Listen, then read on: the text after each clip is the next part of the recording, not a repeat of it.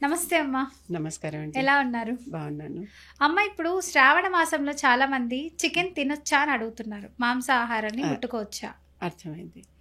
మాంసాహారం తినచ్చా అంటే మాంసాహారం మొత్తం మీద త్రిగుణాలు 3: సత్వం, తామసం, రాజసం. సత్వం, తామసం, రాజసం 3 గుణాలు. ఈ 3 గుణాలలో ఈ మాంసాహారం అంతా తామస గుణానికి, రజోగుణానికి సంబంధించిన ఆహారం. శాకాహారం అంతా సత్వగుణానికి సంబంధించిన ఆహారం.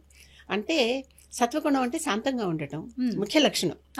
తమో గుణం అంటే అజ్ఞానంతో ఉండటం. రజోగుణం అంటే కోపంగా ఉండటం, ఉగ్రంగా ఉండటం. మనం తినే భోజనం బట్టి అదే కదా తింటున్నాం, అదే కదా మన శరీరంలో ప్రవహిస్తుంది, మనకి శక్తి రూపంలో బయటపడేది అంతా అదే కదా. కనుక అది మనం తినేటప్పుడు ఏ రకమైన భోజనం తింటే ఆ రకమైనది. ఏ చెట్టు నాటితే ఆ చెట్టు మొక్కే ఎలా వస్తుందో, విత్తనం నాటితే ఆ చెట్టు మొక్కే ఎలా వస్తుందో అంతే కదా. మామిడి టెంక నాటి జామ చెట్టు కాయమంటే కాయదు కదా అది. కనుక మనం తినే ఆహారాన్ని బట్టే మన లక్షణాలు కూడా ఉంటాయి.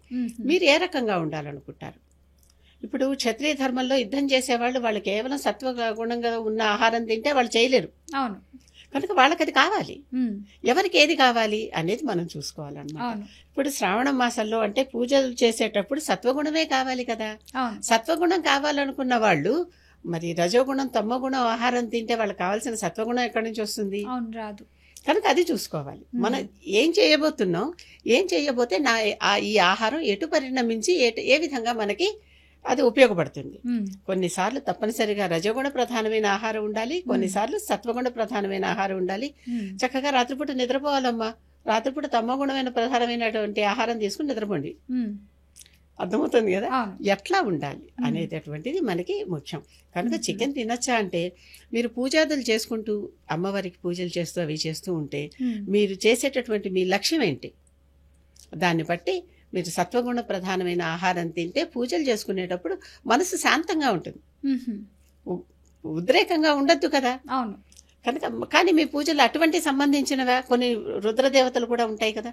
కనుక దాన్ని బట్టి ఆధారపడి ఉంటుంది. కనుక చికెన్ తినొచ్చా, ఇంకోటి మటన్ తినొచ్చా, చేపలు తినొచ్చా అని అడిగితే వీటన్నిటికీ అలాగని కేవలం ఆకుకూరలే తినమని కూడా నేను చెప్పటల్లా. వాళ్ళ వృత్తి ధర్మాన్ని బట్టి వాళ్ళు తినటం తప్పనిసరి, వాళ్ళు చేసేటటువంటి పనిని బట్టి. కనుక అది ఏ రకంగా ఇప్పుడు మనం ఏం చేస్తున్నాం అనేది నిర్ణయించుకుని దానిని బట్టి సత్వ గుణ ప్రధానమైన ఆహారం తినాలా, తమో గుణ ప్రధాన ఆహారం తినాలా, రజోగుణ ప్రధానమైన ఆహారం తినాలా, ఎవరికి వాళ్ళు నిర్ణయించుకోవాలి. ఎందుకంటే ఎవరికి మన ఆరోగ్యాన్ని బట్టి ఇంకా ప్రథమంగా మనం దేవుణ్ణి పూజ చేస్తున్నాం కాబట్టి సో ఈ మాంసాహారం ప్రధానం. పూజ అన్నప్పుడు మామూలు సాత్విక పూజ, నిత్య పూజ అన్నప్పుడు సాత్విక పూజ ప్రత్యేకంగా ఈ శ్రావణ మాసంలో లక్ష్మీదేవి పూజ, గౌరీదేవి పూజ, శివుడు పూజ చేసుకునేటప్పుడు సాత్విక ప్రధానమైన ఆహారం తినటం మంచిది. అది సలహా. కానీ మనం చేసే పనులను బట్టే మనం తినాల్సిన ఆహారం ఆధారపడి ఉంటుంది. అమ్మ, చాలా మంది శ్రావణ మాసంలో పూజ చేసేటప్పుడు ఎలాంటి నైవేద్యాలు పెడితే బాగుంటుందని అడుగుతున్నారు.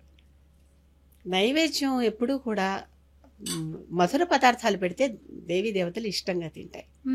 మధుర పదార్థాలు. లలితా సహస్రనామంలో కొన్ని అన్నాలు చెప్పారు. పాయసాన్నము, దధ్యన్నము, హరిద్రాన్నము, ఇలా కొన్ని అన్నాలు చెప్పారు. ఆ అన్నాలు పెట్టొచ్చు. ఈ అన్నాలు పెడితే చిత్రాన్నము, ఇలాంటి అన్నాలు పెడితే దేవత సంతోషిస్తుందని చెప్పారు. లలిత అన్న, లక్ష్మి అన్న, సరస్వతి అన్న, దుర్గన్న ఇవన్నీ ఒకటే రూపాలకే డిఫరెంట్ నేమ్స్. రూపం అసలు అనేది ఒకటే, అమ్మవారి స్వరూపమే. అదంతా తల్లి మాతృస్వరూపం అనమాట. కనుక మన ఏది పెడితే మనం సంతోషిస్తుందో అది వాళ్ళకి పెట్టడం ముఖ్య ఉద్దేశం. ఇంకొకటి ఏంటంటే మనం ఏది తింటే దేవతకి అది పెట్టాలి, మనం తినేదే పెట్టాలి. ఎందుకంటే ఏది వృధా కాకూడదు. అమ్మవారి పూజలో చేసేది ఏది కూడా వృధా కాకూడదు. అది నైవేద్యం పెట్టి ఆ నైవేద్యం మనం తినాలి. ఎప్పుడు కూడా నైవేద్యాలన్నీ దేవతకి చూపు, మనకి మేపు. మనమే తింటాం, అర్థమవుతుంది కదా, మనమే తింటాం. అవన్నీ వృధాగా పారేయం. కనుక అమ్మవారికి చూపించి, లేకపోతే అక్కడ శివుడు ఉంటే అయ్యవారికి చూపించి, విష్ణువు ఉంటే విష్ణువుకి చూపించి మనమే తింటాం మళ్ళీ. కనుక అక్కడ మనం చూడటం, అమ్మవారికి చూపిస్తాం, మళ్ళీ మనమే తింటాం. కనుక వదిలేసే పదార్థం ఏం పెట్టకూడదు నైవేద్యంలో. మనం ఏం తింటే అది.